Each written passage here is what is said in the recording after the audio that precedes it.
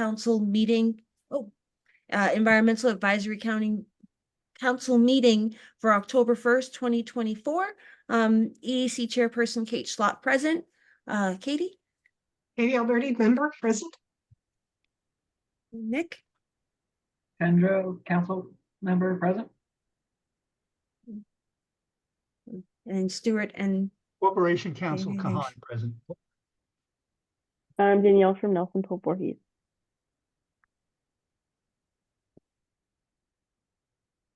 Dana White is here. So we are going over the village ordinance, the revisions for the tree ordinance. By the way, Danielle, thank you for doing all that wonderful work. The comments I thought were very useful. If you guys haven't seen them yet, we can forward them to you too. But Danielle addressed a lot of the comments that the Board of Trustees had in regards to the tree ordinance, and there were just a couple of follow-up things that we needed to discuss to either clarify or get to a better wording and understanding of why we chose what we chose. So these were a couple of questions that the Board of Trustees had. So I know in the response that I sent to you earlier, Danielle, let me see what I had. Sorry, I have it under my sent. Here we go.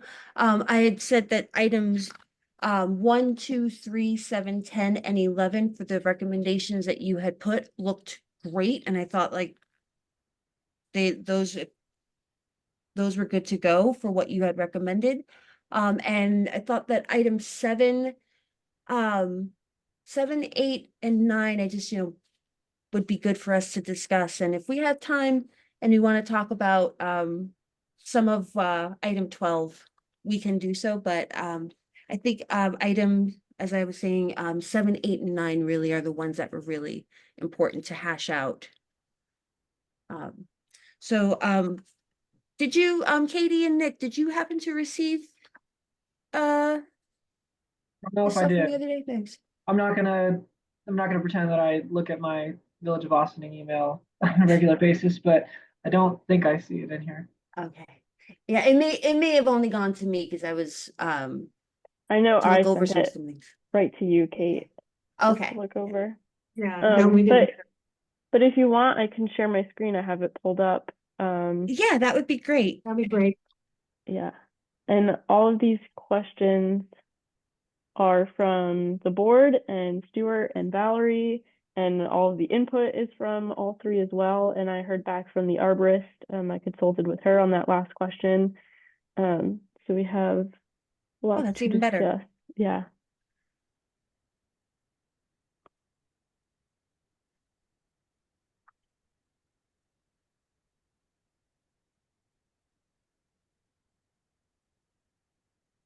Okay, can you see that? Yes. Yes. Perfect. Yes.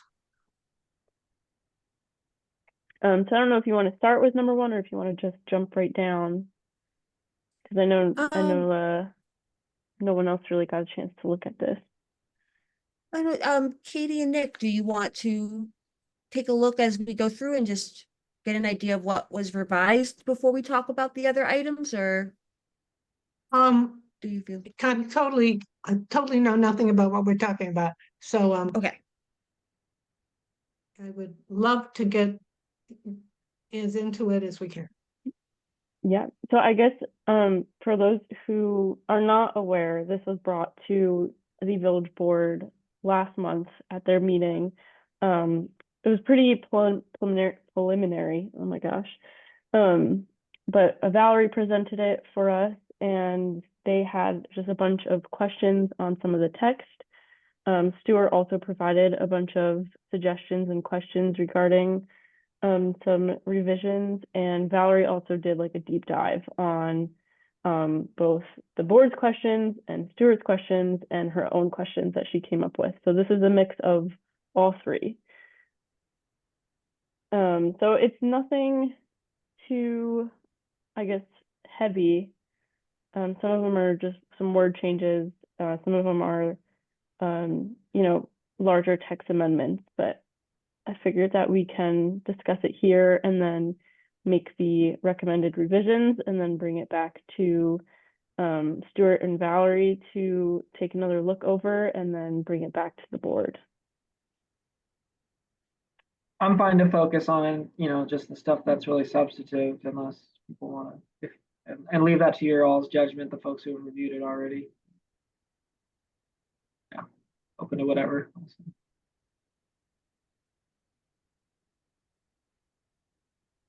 Yeah, I mean, at this point now, like, I don't want to like get too into the weeds of all of the comments that they had, because a lot of it was addressed.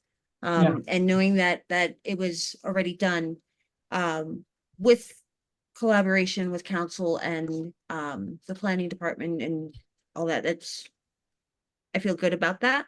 Totally. So just for number one, it was just that we're going back to the 10-inch DBH other than the 6-inch. I was standing at my tree this morning measuring 6 inches versus 10 inches just to see what the difference was. So I think, the 10 inches is pretty standard and good diameter. Yeah. And then in part 5, it was a question of whether we should have the term tree specialist versus tree service contractor. I think tree specialist. It sounds better. It flows better. And I think it really is, just to the point of what we're, what's required. Are we looking for some qualifications for this person, or is it somebody who has a chainsaw? Oh, well, I'm going to hope if you're going through the permitting process that you're getting someone who's doing a proper job. Well, I mean, maybe I should back up. Was the intent of including language to ensure that there be someone who has qualifications to assess the trees as well as take them down? And I'm not looking at exactly where this occurs and but are we so you're trying saying to establish, okay. are we trying to establish some sort of qualifications for this person? I don't mean to add anything, but I think what would qualify someone to be either a tree specialist or a tree service contractor? Can I suggest we say licensed tree specialist? Mm-hmm.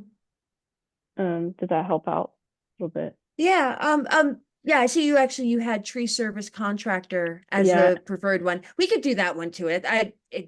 Either one, as long as we pick one, I think, to cover what we're looking for. And so if a licensed tree service contractor is what's required, then we should put that. I think the wording should be there. And I'll take a Yeah. look, because we use this throughout the text a couple times. So I'll take a look and revise if needed. Yeah. And excuse me for being picky, but that's just how I am. Going back No, to of number course. one, back to number one, the objection was to carelessly or negligently cutting down, killing, or otherwise destroying. And then it was suggested that we change it simply to removal. Was the intent initially to also say that actions that kill a tree, whether it's removed or not, are prohibited? Katie, but that's not what the code currently says. The Okay, I'm problem just is- asking the question. No, I'm not trying to be, I'm playing the lawyer now. Yeah. If you look at the language in the code as it is now, if a person came in and said, basically you read it now, it reads as if you need a permit to negligently and carelessly cut down a tree. That's how it reads. Obviously idiotic, yes. So that's why that's why I said, well, it should come, because listen, we've had people make the argument in court and the judge goes, it's kind of weird language in the code. So the thought was, well, why not just take it out? I mean, I was only taking it out for that purpose, which is that the way it's worded now is that currently it lists when you need a permit. And one of the times you need a permit is when you carelessly and negligently cut down a tree. Yeah, that doesn't make any sense. And I'm just wondering if if one of the things we may want to address is if someone, for instance, pours, whether we want to do this or not, pours, oil on the diesel oil onto a tree, or dumps gasoline or something like that, and causes the destruction of trees, is that within the purview of what we're dealing with here or not? I think that's already, I think there's already a section in the code that deals with that, with Mhm. basically dumping any substances around the tree. That's already in the code. Okay,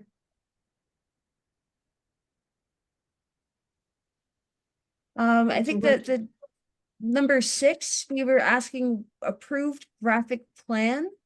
Yeah, What- I just didn't know what it was, Kate. I don't recall either. Were we supposed to approve, was this about approving where they would plant a new tree? You know what, I got it. Let me go look and see if I have, if I can just This is find. under, if I remember correctly, the conditional approvals. That one of the conditions is that we can require an approved graphic plan, but we don't define what that is. That's why I asked the That's question. okay. Yeah, and that's the issue. Yeah. Yeah, I mean, I don't know. Well- Landscaping plan from yeah. Yeah, a landscaping plan. Maybe that would be a better wording and that would make more sense. I think this is more applicable to larger projects also, Mhm. like a larger development that, has a tree removal permit to cut down a bunch of trees. Obviously, you want to know the size of those trees and where they are Yeah. and what they're proposing to plant in their place. So something like a landscaping plan could help with that. I Is, think that's a and good I make a idea. comment. Yeah, go I ahead, think Katie. it's a yeah. great idea to call it a landscaping plan. I could see this being applicable even in smaller situations. And in that case, you may not want it to be from a landscape architect. Could it be as simple as someone doing a sketch and showing these are the trees we're taking down, this is what we're putting back? Maybe just landscaping plan. I don't have a problem with that. I know that in the past, we've gotten people who just basically mark where the trees are and what they're gonna put back, and that's been Mhm. okay. My only concern is when we use terms like approved graphic plan, I don't know what it is, and if someone comes into the building department and asks what it is, and building department won't know, then we got problems. Landscaping plan, I think everyone would know what it is, so however you wanna put it in is fine. I just want, again, that when it has to be explained by the staff, I want them to be able to explain it. Yeah. Right. And that, Yeah. another quibble or question or fix is the original language does say approved, which implies that there is a judgment to be rendered on whether what is being shown is acceptable or not. And but I guess so. It probably is approved landscape plan, approved by as part of the permit process. Does that make sense? So essentially, we're substituting landscape for graphic. That's fine. You folks are okay with that? That should be okay. Yeah. Yeah, I think I that would think that be. works. Yeah, an improved landscaping plan, yeah. What was the other one that I had marked down? Let me get back to that screen. We looked at number 7, you deleted, oh, this is what it was, number 7, questions about, a fee charged in lieu of planting. So item, what did, yeah, you were asking if we had any thoughts on the fee. Yeah, do other municipalities have a set amount? Because I know we were wondering that during the last meeting, what a good amount would be if we were doing a tree bank or doing some sort of payment like this. I can't remember if surrounding municipalities did something with like a minimum amount or a set amount. Um, Kate, I don't know because it's generally not in their codes. You got to go to their fee schedule if they have it in there. So that's not that it's an impossible ask. It's a matter though of then, contacting, be it the building department or planning department in the nearby municipalities. Because Yeah. again, I suspect that the board will ask that question, which is that if you want to basically have a fee, what's the fee supposed to be? So I think what I would suggest is you could put something in about the fee and then, generally what we do in a lot of cases where there's a local law passed where there are fees to be adopted, we try to do the two at or about the same time so that the fee schedule can be adopted. So when the local law goes into effect, the fee schedule goes into effect. So one of the things that, from Danielle's end and also from my end, we can basically reach out to some of our compatriots in other municipalities and say, basically, how much do you charge for this? And sort of get an idea of what that is, because I don't, the board most likely, Trustee White may say that I'm incorrect, but the board generally would just sort of want to pick out of a number. We'd Yeah, like to and I, see where something is, but also what, if you want to call it similar municipalities, to be honest, Chappaqua may charge a great deal more than people here may be able to pay. Right. We may want to look more to what Tarrytown or Portchester does, for example. So, Yeah. or Peekskill. So that's something just we can look at. But usually where there's a fee that's going to be adopted with it, we try to do it pretty close to the time so that we can get the fee schedule adopted. But that's something, we can, from a staff perspective, look at and certainly come back to you and say, this is what other places charge. yeah, I think that would be really helpful. Because Okay. I don't want to just pull a number out of nowhere, because I really don't know what would be an appropriate amount given where we are. And Right. I don't want to, create such a block to doing these things if it's going to be that kind of a heavy financial burden. Like that's we want people to work with us, No, understood. And, Yeah. we have, for example, as an analogy for affordable housing, if someone does not want to build the affordable housing, they can opt out, but they can opt out at the tune of $375,000 for each unit. So most people, I don't think we've had anyone opt out at this point. But we also have, and Danielle's aware of this, we have what's now called fee in lieu of parking, where basically, and there is a fee that has been set by the board, again, based upon what other municipalities did. So that, and it's sort of a sliding scale based on the number of spaces there. So something could be done here where we'll look at it, and it may also be a type of sliding scale that if someone wants to buy out of one tree, it's X, but if they want to buy out of, let's say, 20 trees, it may be more and should be Okay. more. So that's something we can come back to you folks with. Yeah, that would be great. Does the fee schedule for those types of things you described get reassessed every year or at some periodic points in time, or just as needed? They can, Nick. What often happens when the board, at which they're in fact going to start doing very soon, looks at the annual budget, one of the things they do look at is the fee schedule. So if fees are low, then they may get raised. If generally we don't raise a fee, every year. It probably would be in place for a couple of years before it would get raised to see where things are. Yeah. But they are subject, basically, let me put it this way, it's an annual fee schedule that's adopted by the board.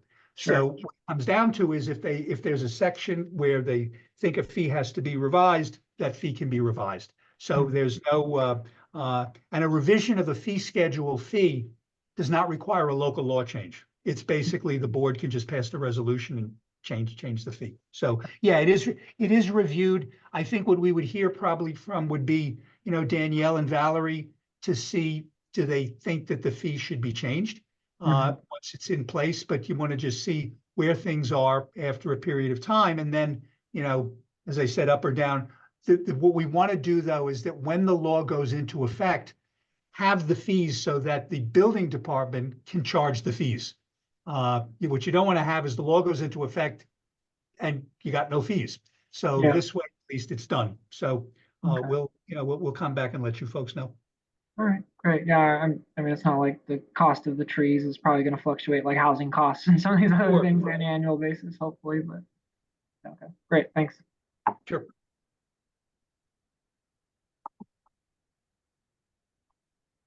Okay, number 8, let me see, should we, okay. So how do, your recommendation, this was, should the 120 days for a permit be lengthened to 6 months? How are we gonna define a month? Are we gonna do day to day, 30 days a month? Like, I don't know if that's being a little too nitpicky on how we word it. Because it does say we go from 120 days to then 6 months. So like, I just want to make sure that we're clear on Basically, what's. If the permit, let me put it this way, if the permit were granted on February 15th, Mhm. it would expire August 15th. Okay, That's basically how we do it, if it's 6 months or something like that. So that would, and the only reason I made that suggestion is I thought that 120 might simply be too short, particularly because winter. from Danielle's end, with regard to planning applications, they have a much longer string. So I think 120, you're going to end up having the planning board granting multiple extensions. So rather than Okay. keep coming back to the planning board, the thought was to just basically, kick it out, to 6 months. But 6 months, Kate, in that sense would be essentially a particular day of the month, 6 months later, that day of the month. So that's what it would okay, be. perfect, okay. Okay, so and then the second part of that was, the how many times, or should there be a limit on the number of renewals and extensions? How often, how many times have people typically extended? Does this happen frequently?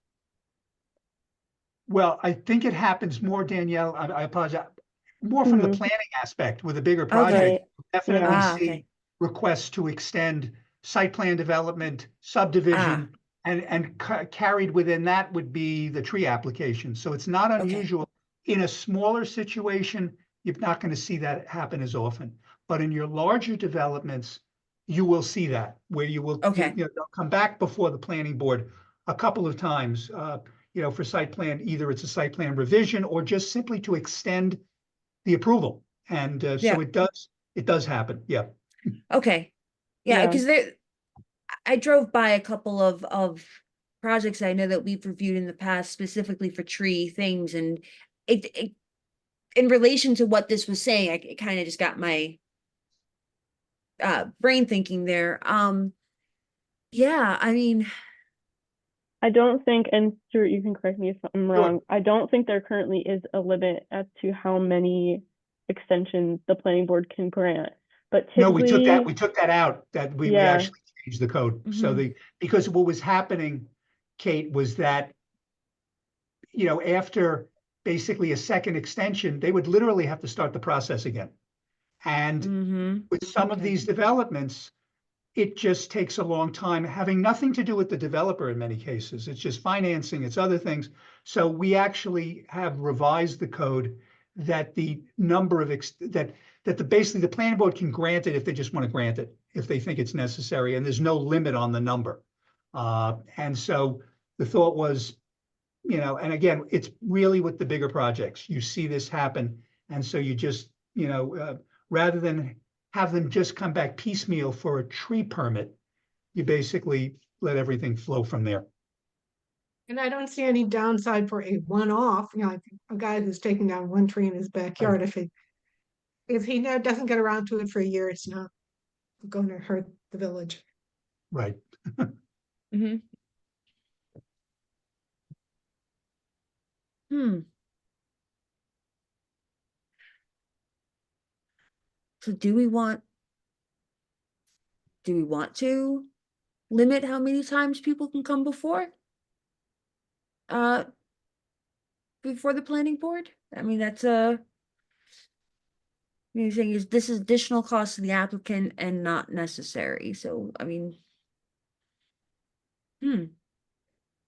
This is gonna go back to the question, what do other municipalities do? Do other municipalities have limits?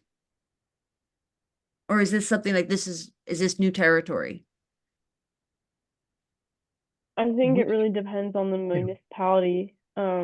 We don't often see limits on more minor permits such as tree permits. We often see limitations on, subdivision approvals and site plan approvals, but not typically on something like a tree permit or a wetlands permit. And again, Kate, the idea here was to essentially avoid bogging down the planning board calendar Yeah, and forcing the applicant to come back on a basis where all the applicant's going to say is, I'm still working on the site plan and I just, need more time. I don't know what other municipalities do in that particular regard, but what I can say that in the many that I've looked at, they try to carry all these permits essentially together rather than breaking it up. So again, it's really, what this board would do, but it's time consuming for the planning board members if they just have to deal even with the one, it's another application. It's another thing to do. So if we can condense it in that sense, it would seem to be better, but obviously, ultimately, if you folks either want to limit the number or the time, whatever you folks think is appropriate there, but that was really the thinking behind it. I'm thinking the 6 months seems very appropriate, and to treat it the same way you're currently treating planning applications, which I understand no longer requires them to come back and reapply. if Well, I'm no, actually, understanding. Katie, it does require them to come back, but it doesn't set a limit on the number of times they can come back. Okay. In other words, so That we makes a lot don't, of we don't grant an open-ended permit, but we do, I think it's either 12 months, I forget what the number is we have, we changed it, but what it comes down to is there is a limit, there's not a limit in terms of time you can come back, but there is a limit in terms of when you have to come back, is what I'm sort of saying. So you come back, but it doesn't restart the clock. It doesn't restart the process. It's just. That's I'm correct. It working would on simply be an I need more application time. it would be just be an application for extension of, for example, the site plan, the tree permit, subdivision, whatever is before the planning board at that particular time. I'm on board with that. But typically, when we have a larger site plan application come through the planning board, right off, like if it's a new application, we grant the site plan approval and the tree permit if needed. And then typically, if the tree permit then expires and they need to renew it, which is often because right now it's only 120 days, instead of going through the whole application process again, they'll often just submit a letter to the planning board and say, hey, I need an extension, this is why, and that's it. And the planning board just says, okay, grants the extension, and that's pretty much the gist of it. And they can do that however many times they need. Typically it's no more than 4. Right. I've never seen them go that many times, but Once you get to that number, the planning board does start to ask questions as to what's really going on. yeah.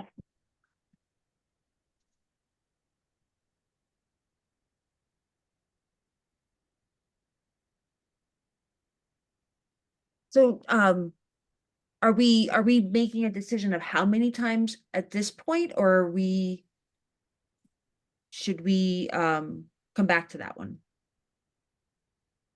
You're Katie, welcome or- to, again, for consistency with what the planning board does, they Mhm. don't have a limit in terms of number.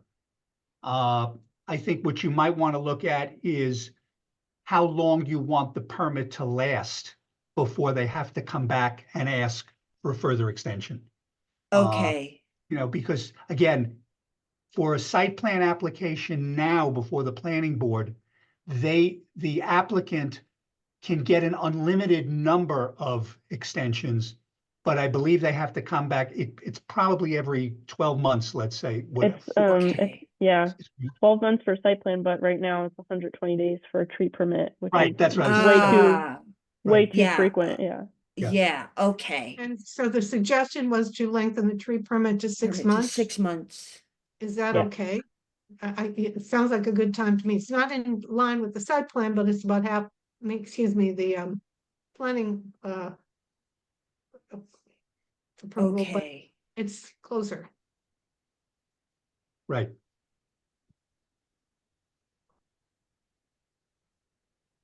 Should we cap it at 3? I'm cool with the 6. I mean, extend renewals. Up to 6 renewals, is what you're saying, or? I think it makes sense to treat it the way the site plan approvals are Okay, treated, and from what I'm hearing, there isn't a cap, That's correct. but it's up to, it is, and it evidently the planning board acts as the brake on the process by asking what the heck is going on. If there is a similar break, then I could see treating it the same way. If there isn't one, I could see maybe throwing in a number.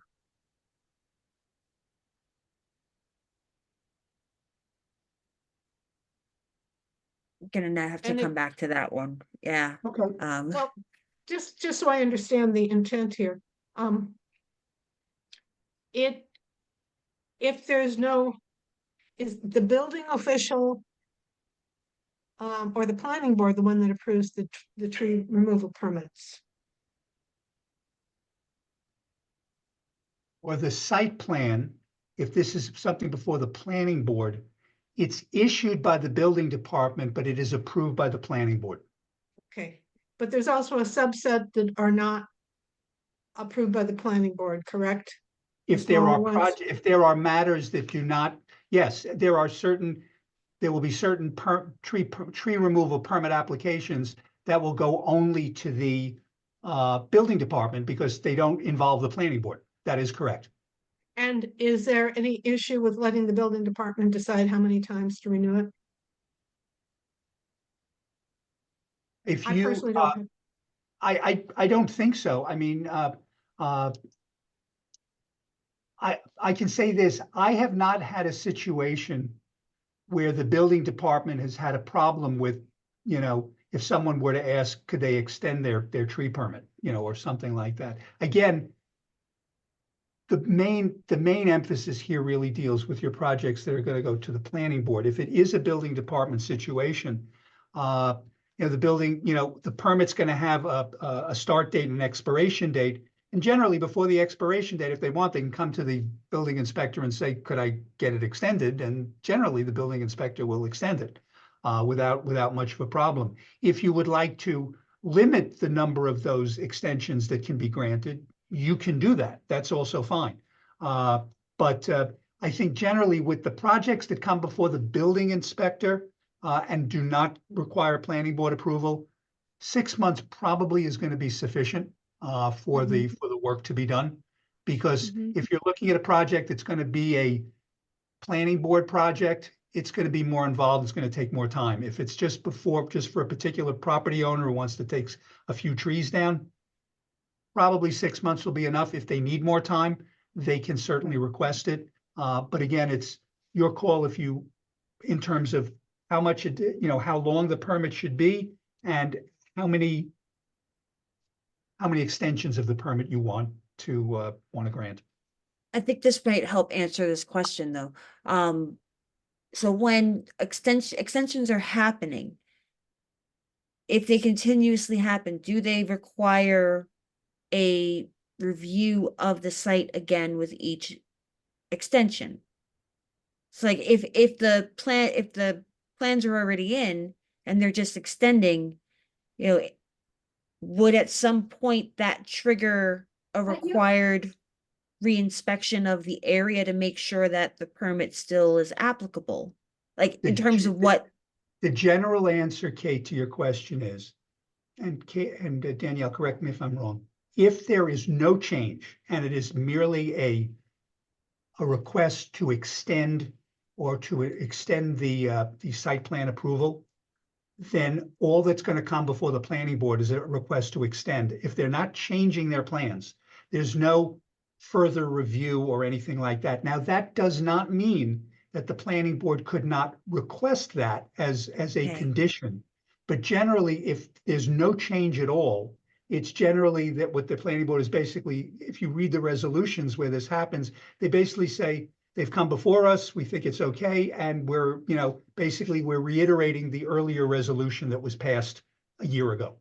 And that's all that they do. They only if you're looking at a potential change to a site plan, would you then be looking at the need for a further extension of, further inspection A or further something. inspection or review of it. But generally, if it's and the as- same set of plans, you're not going to see that. Okay. I think this is probably in a way of addressing like what happens if stuff has happened on your property that isn't accounted for with constant extensions. Things naturally happen over time. Sure. Yes, I think there's just, if a big storm comes through and knocks a bunch of stuff over and changes the layout of some of your property, I think in a way that's kind of like catching that from going on too long without having a site being re-inspected in case there is a significant change. But yeah, I think I agree with you that, 6 months, that is generally enough time on a private property if you're asking for a permit and to get it done. I mean, I think if you're asking for the permits because you're planning, I would assume to do it soon. Mhm. One would hope. I would hope. Doesn't always happen that way. I should know that. Yeah.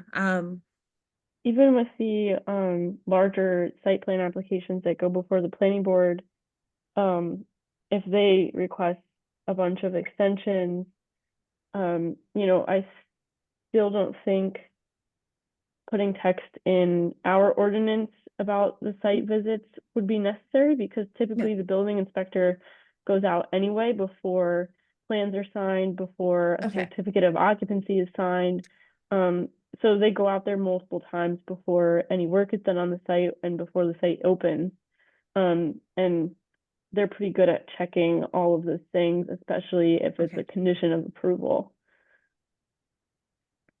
If that Okay. makes you feel any better. Yeah. Oh no, it does. I'm just trying to think of like how this might potentially be a problem if we allow too many extensions. So I'm just trying to think of like any possible worst case scenarios where this could potentially come back and be a problem. So it's just me kind of brainstorming where this could go. Yeah. It And makes what I- sense what you're saying. Yeah. And what I'm hearing is that, well, the property owner can ask for extensions and ask for as many times as needed, but the authority having jurisdiction has the authority to not get granted. They do, Correct? but it's a very difficult thing to do. If in fact circumstances have not changed, Yeah. you really can't deny it. Well, Because the reason I brought this, the reason I brought that up was, because if you do that, then you're going to probably find yourself in court. So you got to be careful with Okay. what it is. That doesn't mean that you don't have the ability to ask the applicant, one, what's taking so long? right, And maybe, and at that point, you could put a condition on, okay, now what we'd like to do is, there's been a lot of rain, there's been a lot of runoff. We want to make sure the trees are where, what you're still doing. And so that can occur. So sometimes, but again, adding additional conditions to a previous approval where literally nothing has changed, can put a municipality in hot water. So they Okay. just have to Yeah. be careful with what they do. yeah, well, Stuart, what I was simply trying to establish Sure. is that there are rains like horse rains rather than the sky. In the case of some unforeseen situation like Kate was talking about, not that the municipality would frivolously deny it. So it sounds like there is still, there are still boundaries around it. Katie, look, if Hurricane Sandy were to come around while a project was pending and a person came in, I think it would be fair for the planning board to say, so what's happened to your site, since then? Did you lose like all the, do you suddenly have a slope where you didn't have a slope before? Do you suddenly have these things? So that's all fair questions. And that is something that would likely be developed by the planning board, at that point. And they may come back and say to you folks, we'd like you to look at this again because, doesn't look like it did when they applied the first time. I mean, something, there's been, natural movements and things like that. So the answer is yes. They can certainly, I've had circumstances where where a renewed application has been denied, but they're almost sui generis. They're like very special circumstances where that will happen. Ordinarily, they're pretty cut and dried. But if there is evidence that there have been changes in the area, that's fair game for the planning board to ask that question. And the bottom line, the other thing to keep in mind, this is where it's important that the board sort of work together. If you're made aware that there is an application before the planning board for an extension of a tree permit, you might want to, say, or send a note to the planning board chair and say, we think it might be good if you just ask this question. Nothing wrong with that. It's you're a coordinate board and you could certainly say that. So again, just things to know when those things come up, that you're certainly able to ask those questions and make those inquiries.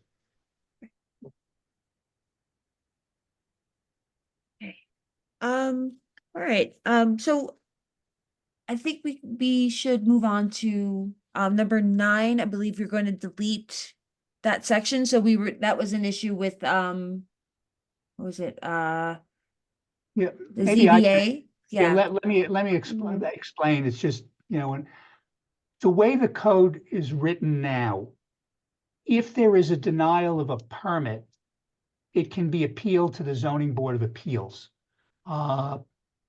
There's two problems with that. One is that the Zoning Board of Appeals, when it hears appeals on zoning matters.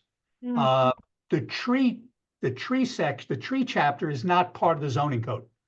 So I'm not sure that they could even hear that. The other thing is, I don't know, and Danielle, you do this much more than I do. I don't know of any circumstance where the zoning board is called upon to essentially hear an appeal from something that the planning board has decided. Putting aside that this is not in the zoning code, the planning board, I can say this, the ZBA does hear appeals, for example, if a certificate of appropriateness is denied by historic preservation, they can hear that appeal. But that's again within the zoning code.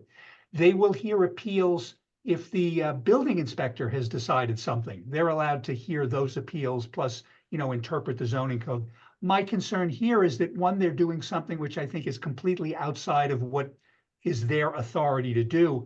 And again, I think it creates a somewhat awkward circumstance where you'd basically be having them hear an appeal of something that the planning board did. But again, the basic reason I didn't think the section was appropriate here, and I know it's been in there before, is that this zoning board essentially would be doing something that's outside of their jurisdiction.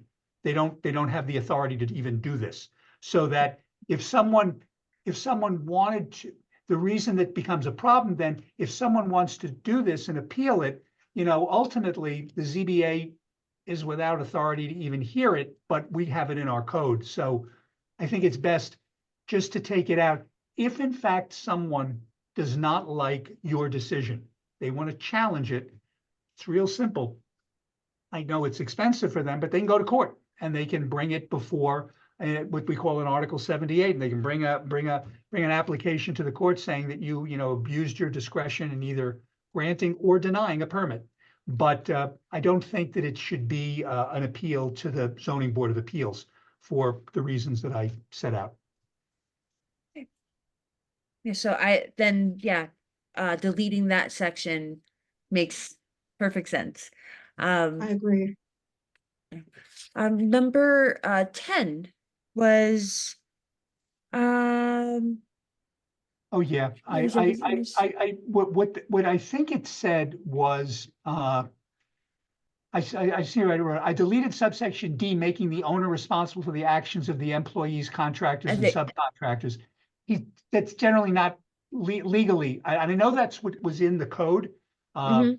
just not, you know. Yeah, it's we had not- I remember we had a whole back and forth about this last time about who should actually be responsible, and there was a lot of questions of, oh, that's, a good question. Okay, so Now- that's good for the clarification, yeah. Right, in other words, now, what often will happen is that, and I know we do this with the permits, is we require proof of insurance. So we require that the owner shows he's got insurance, particularly that the tree contractor has insurance for this, that they're, not just that they have insurance for liability, but they have insurance for workers' compensation for their people, that they have disability insurance, so that if something is there, they're, and that they have to name the village on the policy, because they could take down something on village property that they're not supposed to do, or they could screw up a utility. So that's basically why that's all there. And I see it Yeah. even points out, proof of insurance, but making him responsible for the others. He may have a separate agreement with the tree contractor that basically does that. But that's not something that we would put into the code itself. Okay. Number 11. Oh, yeah, 11 was The bond, the bond. right? Specified this, yeah, I wanted, it's essentially a surety bond. I don't think we specified in the code exactly what kind of bond it is. There were different kinds of bonds, but Yeah. this is just a matter for this. And that brings up the other point that I mentioned in here. In other sections of the code, we have it that, the applicant has to put some money in escrow for, let's say, the arborist to go out and review the project. Mhm. What you might want to consider, because we've done this in other aspects, is that the escrow would be needed, but not for work that's being done on a 1 or 2 family house. So, because that, putting an escrow down, even if it's a few $100s, is an expense that some folks just basically, all they want to do is take the tree down. But Mhm. obviously for larger projects, we already require that they put an escrow down for, our engineering consultants, and for sometimes traffic consultants, and environmental consultants. So to require, similarly, that they require, that they have to put down an escrow for an arborist, I don't think is a big reach. The idea is that there may be some cases which are not 1 or 2 family, but which would still come before the building inspector. I'm thinking, let's say there's a multifamily property where they want to take some trees down. That owner might well be required to put some money in escrow, depending on what kind of work he's doing. It could also be commercial property where they want to take trees down. But again, the thought would be to exempt, and I know we do this now with for 1 and 2s, because Mhm. basically it becomes a bit of an expense for those folks. The thought is that basically multifamily, which in our code is defined as 3 and up, they're probably in a better position where they could put an escrow down. The escrow can vary. One of the things we often do is we speak with the consultant and say, yeah, how much do you think it's going to be? The consultant says, well, I think my total review will probably be $1,000. We ask the person to put down basically $1,000. And at that point, so what it comes down to is, if they want to if they want this work done, other than in a 1 or 2 family, frankly, they should pay for our consultant to review what has to be done. That's, the way to do it. So that's why that was put in there. I think that's fair enough. Makes sense to Um, me. Yeah. Stuart, if you don't mind sending me language on that, just I because am your happy to. your expertise is far better than mine. No, we on got, this I'll show you. topic, so- Danielle, what I'll do is I'll give you the link to the sections in the code that we've already put that in. Because Perfect. and I know that it's been an issue with the board, which is that you don't want to basically impose it on those who live in 1 and 2s. So Right. this way we'll be able to do that, but I'll be happy to send you that language for it. Sure. Thank you. And last and certainly not least, item 12, and I see that you did include the comments from the tree warden, and she put it perfectly.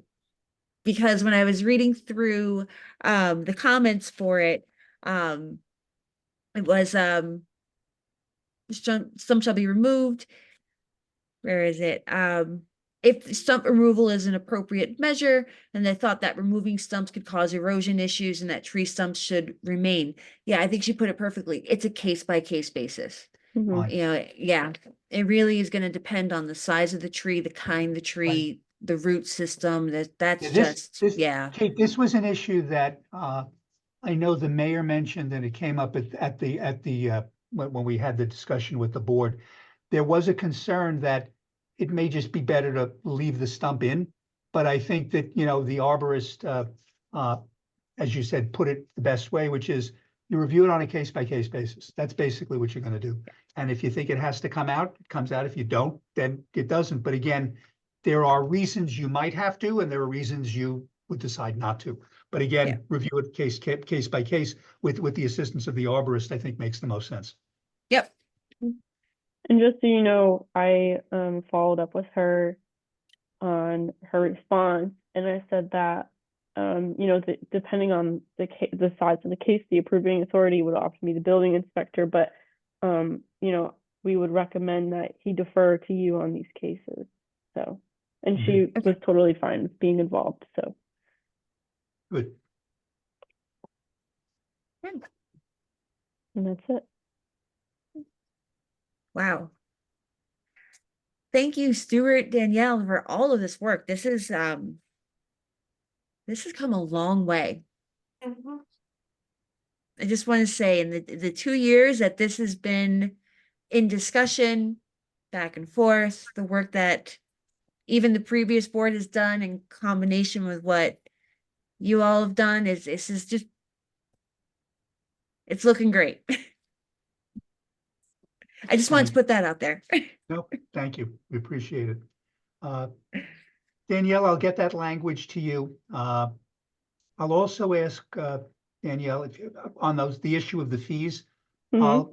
Whatever you folks come up with, but I'll also ask the paralegal here to just Yeah, call sure. some of the local communities to just say, basically, you know, what do you charge? Yeah. So that way, I think, as I said, that won't go into the code, but it will be a question that will come up by the board. So they Mhm. might as well be in a position to do it and you know, put it into the code so that when the law's in effect, people can start doing that. Because I suspect, because of the different developments and things that are going up, you know, you may have people who will say, you know what, I'd rather put the trees somewhere else because I just can't put them here.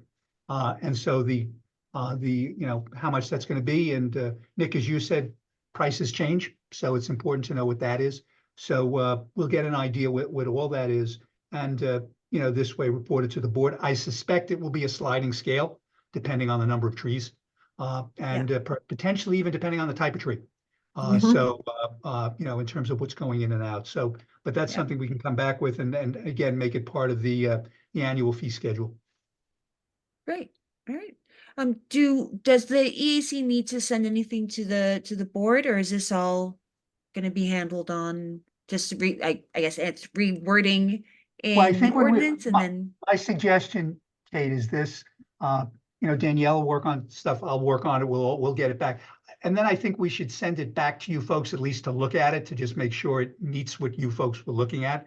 okay, That when we sort of get, you know, your thumbs up, we can then schedule another work session with the Board of Trustees.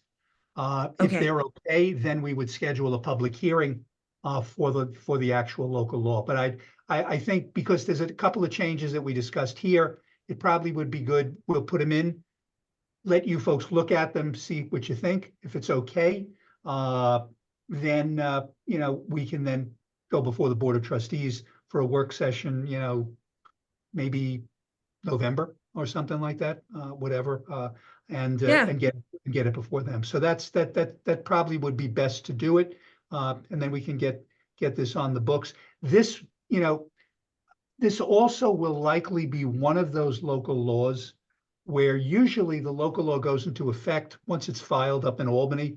This may be one where the board will want to maybe give it 60 days to be effective after it's filed, just so that people, this is one of those where you want to make them aware before they, you know, before you Yeah. suddenly hit them with a hammer. So it may well be that, at least my recommendation would be maybe give them even 60 or even 90 days after the filing to make it effective, so that one, the building department can gear itself up, the planning department can get geared up, and you know, we can, you know, change the permit applications and things like that. So that's just, you know, a more procedural thing, but it's probably one of those local laws I would not make effect, because generally now, if we file it with, if the board passes something on a Wednesday, it's filed on Thursday, it's probably filed within 3 or 4 days. So, I mean, that's not going to give a lot of people a lot of time. And and I think there's there's an educational component, particularly for this one, and particularly for 1 and 2 family homeowners. So I think Yeah. it's give them more time with regard to that. So that's, you know, just And that is a nuance. future EAC project so that we can get education out to the public. Well, There you that's, go. I'll tell you, I know that the board will be asking that, so that will be very helpful, because Yeah. It'll help both the public, it'll help the building department, because all these permit applications, except for the ones that go before the planning board, will come to the building department, and they will, you know, and their staff is good, but you know, we want to help them as much as they can, because they'll get questions. Okay, Sounds good. so then we'll keep an eye out for the revisions and we'll review them as soon as we get them. I'll make sure that I had some email issues over the month as well. I'm all fixed up, so I'll keep an eye out for that and we'll move forward. I believe this is are there any other comments or questions? We're all good. All right. So this is the meeting for Environmental Advisory Council for the Village of Ossining is adjourned. And I will see everyone in November. Perfect. All Thank right. you. Have a good night, Thanks, everyone. Bye, everyone. everybody. Care. Good night. Bye-bye. Bye-bye.